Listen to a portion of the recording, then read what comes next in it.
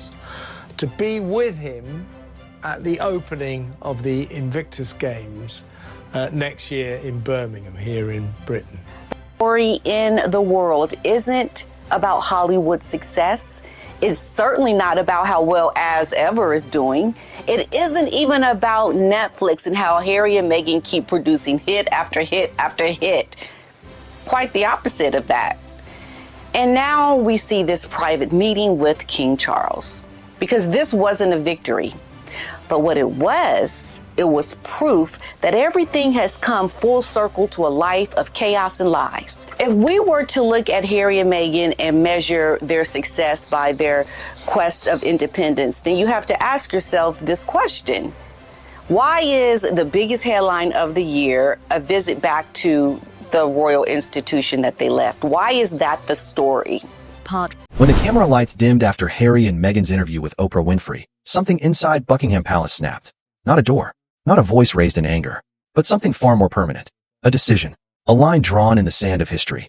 And in that moment, the royal family didn't just turn on Harry and Meghan. They turned away. Forever.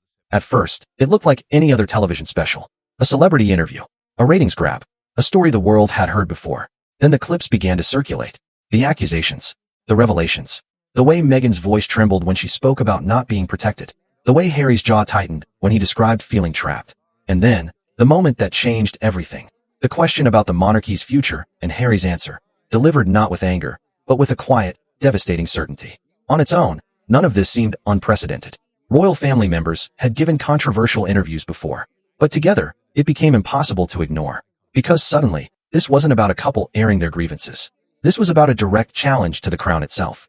And the question that hung in the air, unspoken but impossible to escape, was simple. What happens now? It turns out, the answer began not with the interview's broadcast, but with a phone call made hours before it aired. At first, everything looked ordinary. The palace had known the interview was coming. They had been briefed. Prepared. The standard protocol for royal controversies. Ride out the storm. Issue a carefully worded statement, and wait for the news cycle to move on. Then the details began to emerge. Not just the claims, the tone. The way Harry spoke about his father and brother, not just as family, but as institutions that had failed him. The way Meghan described the monarchy not as a system she had misunderstood, but as one that had harmed her. Palace aides noted the timing. The public noticed the silence.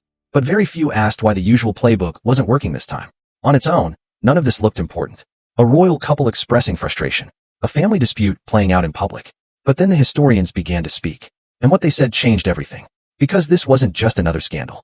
This was the first time in modern history that a senior royal had not just criticized the monarchy, but had rejected its fundamental premise. That duty, tradition, and silence were non-negotiable. That the institution came before the individual. Which meant this wasn't just a PR crisis. It was an existential one. And the statement was this: the rules had changed. And the royal family wasn't ready. But what nobody expected was the response. At first, it seemed like the palace would follow the script. A 48-hour delay. A statement released in the middle of the night, when the news cycle was slow. The whole family is saddened to learn the full extent of how challenging the last few years have been for Harry and Meghan.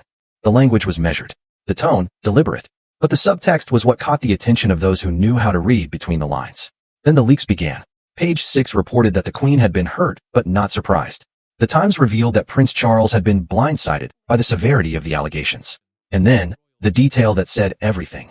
The way the King, still Prince of Wales at the time, had allegedly refused to take Harry's calls in the days leading up to the interview's broadcast.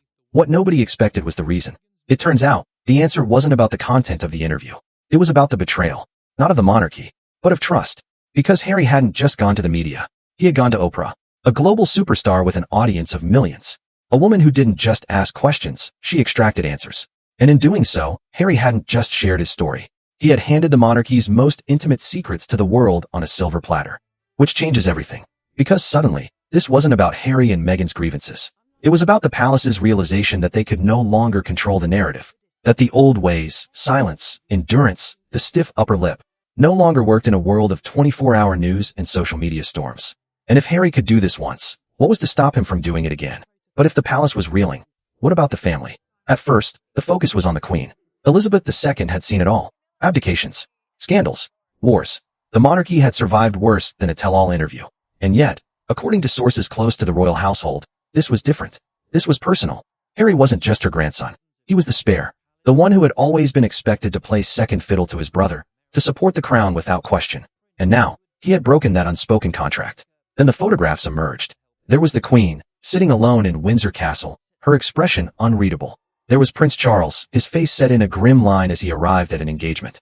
And there was Prince William, his usual confidence replaced by something harder, more distant. The body language didn't lie. The family wasn't just disappointed. They were wounded. Palace insiders noted the absence. The public noticed the cold shoulder. But very few asked why the response was so different this time. On its own, none of this looked important. A family upset by a controversial interview. A temporary rift. But then the details began to trickle out. The way Harry had allegedly not consulted his grandmother before the interview. The way Meghan had, according to reports, rebuffed attempts at mediation. The way the couple had, in the words of one aide, burned their bridges with a single, devastating broadcast. Which meant this wasn't just a disagreement. It was a rupture. And the question that lingered, unanswered, was this. Could it ever be repaired? But then something even stranger happened. At first, it seemed like a coincidence. Just weeks after the Oprah interview, Prince Philip passed away. The nation mourned. The family gathered. And for a brief, fleeting moment, it seemed like the crisis might pass. That the shared grief of losing the Duke of Edinburgh might bring the royals back together.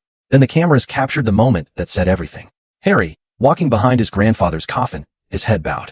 William and Kate, a few steps ahead, their expressions unreadable. And between them, a gap. Not just physical, emotional. The body language was unmistakable. The rift wasn't healing. It was hardening. What nobody expected was the detail that emerged afterward. According to royal biographer Robert Lacey, the Queen had made a point of speaking to Harry after the funeral. Not a lecture, not a scolding, but a question. Did you really think this was the best way? The implication was clear. The interview hadn't just hurt the monarchy. It had hurt her. And in that moment, Harry must have realized the depth of what he had done. But here's where things changed. Because while the world was focused on the funeral, on the pomp and the pageantry, something far more significant was happening behind the scenes. The palace wasn't just upset. It was strategizing. And the strategy was this. If Harry and Meghan wanted to live outside the royal fold, fine. But they could no longer expect the privileges that came with it. Which changes everything. Because suddenly, this wasn't about emotion. It was about power. About the cold, hard reality of what the monarchy could, and could not, tolerate. And in that context, Harry and Meghan weren't just problematic. They were a threat. But if the palace was drawing a line, what did that mean for the couple's future? At first, the answer seemed obvious. They would continue as they had been, living in California, building their brand, speaking their truth. The monarchy would carry on without them. The world would move on. Then the Netflix documentary was announced. And suddenly, the stakes were higher than ever. At first, it looked like just another entertainment project. A behind-the-scenes look at the couple's life. A chance for them to tell their story, on their terms. Then the trailers began to drop. And what they revealed was chilling. Not just for what they showed, but for what they implied. Clips of Harry speaking about the institution, with a bitterness that went beyond frustration. Scenes of Meghan describing the royal family as the firm, with a tone that suggested it was anything but a term of endearment. And then, the moment that sent shockwaves through Buckingham Palace. Harry's allegation that there had been conversations within the family about how dark his son's skin might be. Palace aides noted the timing. The public noticed the lack of denial. But very few asked why the monarchy's response was so muted this time. It turns out, the answer wasn't about the claims themselves. It was about the pattern. Because this wasn't just a documentary. It was a negotiation. Harry and Meghan weren't just sharing their story. They were forcing the royal family to confront a new reality. That they could no longer be ignored. That if the palace wanted them to stop, they would have to meet them on their terms. Which changes everything. Because suddenly, this wasn't about Harry and Meghan wanting to be heard. It was about them wanting to be feared. And the royal family wasn't about to let that happen. But then something unexpected occurred. At first, it seemed like the palace would ride out the storm. A few carefully placed stories in the press. A reminder of Harry and Meghan's contractual obligations. A quiet word to Netflix about the risks of defamation. Then the leaks began. Not from the palace, but from within Harry and Meghan's own camp. The Times reported that the couple's production company had been accused of bullying staff. The Daily Mail published claims that their security team had clashed with paparazzi in a way that echoed the very behavior they had criticized in the royal family. And then, the detail that said everything. The way Harry's memoir, Spare, had allegedly been shopped to publishers with the promise of even more explosive revelations. What nobody expected was the palace's next move. Because while Harry and Meghan were preparing to drop their next bombshell, the royal family was preparing to disappear them. Not with a dramatic statement. Not with a public falling out. But with something far more effective. Silence. A refusal to engage. A decision to let Harry and Meghan's words speak for themselves. And to let the public decide what they thought. Which meant this wasn't just a PR strategy. It was a psychological one. And it was working. But if the palace was cutting Harry and Meghan off, what did that mean for the monarchy's future? At first, the answer seemed simple. The show would go on. The Queen's Platinum Jubilee would be a triumph. The royal family would prove that they didn't need Harry and Meghan to thrive. Then the Jubilee arrived. And with it, the moment that said everything. Harry and Meghan, standing on the balcony of Buckingham Palace, their expressions carefully neutral. The rest of the family, arranged in a way that made it clear, they were there. But they were not of there. The body language was unmistakable. The message, even more so. You are family, but you are no longer royal family. Palace insiders noted the choreography. The public noticed the distance. But very few asked why the exclusion was so deliberate this time. It turns out, the answer wasn't about Harry and Meghan's actions. It was about the monarchy's survival. Because the Jubilee wasn't just a celebration. It was a statement. A reminder to the world that the crown was bigger than any one person. Bigger than any one scandal. Bigger than any one interview. And in that context, Harry and Meghan weren't just being sidelined. They were being erased. But here's where things took another turn. Because while the world was focused on the Jubilee, on the pageantry and the pomp, something far more significant was happening behind the scenes. The Queen's health was declining. And with it, the monarchy's ability to absorb shocks was weakening. Which changes everything. Because suddenly, this wasn't just about Harry and Meghan. It was about the future of the crown itself. And the future, it seemed, did not include them. At first, the transition seemed seamless. The Queen passed away. Charles ascended to the throne. The world moved on. Then the details began to emerge. The way Harry and Meghan had allegedly not been informed of the Queen's death until after the public announcement. The way their offer to fly to Balmoral had been politely, but firmly declined. And then, the moment that said everything. The way they had been relegated to the second row of the procession behind the Queen's coffin, while William and Kate walked directly behind it with their children. Palace observers noted the symbolism. The public noticed the snub. But very few asked why the message was so clear this time. It turns out, the answer wasn't about grief. It was about hierarchy. Because with the Queen gone, the rules had changed. And under Charles's reign, there was no room for ambiguity. You were either in, or you were out. And Harry and Meghan, with their tell-all interviews and their Hollywood deals, were very much out. Which meant this wasn't just a family dispute. It was a constitutional one. And the Constitution, it seemed, had won.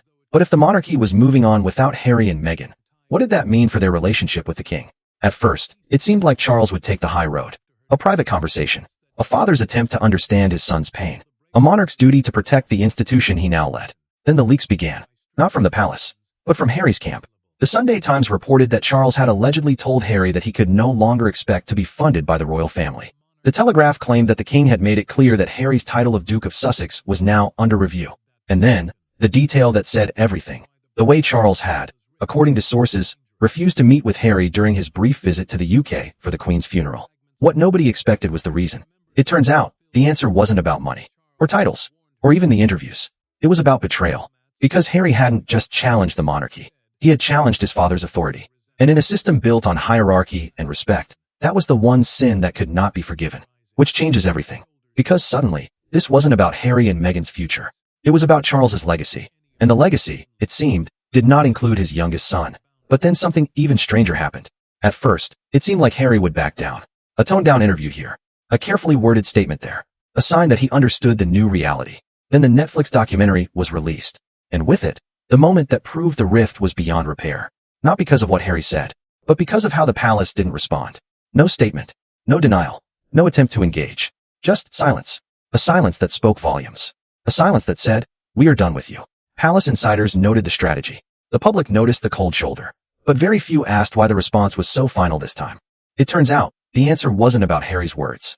It was about his actions. Because with each interview, each documentary, each revelation, Harry wasn't just burning bridges. He was dynamiting them. And the royal family had finally realized that there was no point in trying to rebuild what he was so determined to destroy. Which meant this wasn't just a rift. It was a divorce. And like all divorces, it was messy and permanent. But if the palace was cutting Harry and Meghan off, what did that mean for the monarchy's image? At first, the answer seemed obvious. The royal family would close ranks. They would present a united front. They would remind the world that the crown was above the fray. Then the coronation arrived. And with it, the moment that said everything. Harry, sitting in the third row of Westminster Abbey. Alone. Meghan, conspicuously absent. The rest of the family, arranged in a way that made it clear, this was not a snub. This was a statement. You are welcome to attend, but you are not welcome to participate. Palace observers noted the seating chart. The public noticed the distance. But very few asked why the exclusion was so deliberate this time. It turns out, the answer wasn't about Harry's presence. It was about his role. Because the coronation wasn't just a ceremony. It was a symbol. A reminder that the monarchy was a team. And Harry, with his tell-all interviews and his Hollywood lifestyle, was no longer part of that team. Which changes everything. Because suddenly, this wasn't about Harry and Meghan's relationship with the royal family. It It was about their relationship with the nation. And the nation, it seemed, had moved on without them. But here's where the story takes its most unexpected turn. Because while the world was focused on the coronation, on the pomp and the pageantry, something far more significant was happening behind the scenes. Harry wasn't done, and his next move would change everything. At first, it seemed like just another interview. A sit-down with a respected journalist. A chance for Harry to share his side of the story. A moment for the world to hear his truth. Then the clips began to circulate, and what they revealed was chilling. Not because of the accusations, but because of the tone. Harry wasn't angry. He wasn't bitter. He was resigned, as if he had finally accepted that the rift with his family was permanent. And in that resignation, there was something even more devastating. The realization that he no longer cared what they thought. Palace aides noted the shift. The public noticed the sadness. But very few asked why this interview felt different from the others. It turns out, the answer wasn't about Harry's words. It was about his acceptance. Because this wasn't just an interview. It was a farewell. A final attempt to explain himself. To justify his actions. To say his piece. And then, to walk away. Which meant this wasn't just a family feud. It was a funeral. The funeral of Harry's royal life. And like all funerals, it was a moment for reflection. For grief. For the realization that some things, once lost, can never be reclaimed. But if Harry was saying goodbye, what did that mean for Meghan? At first, it seemed like she would remain silent. A supportive presence at Harry's side. A quiet figure in the background.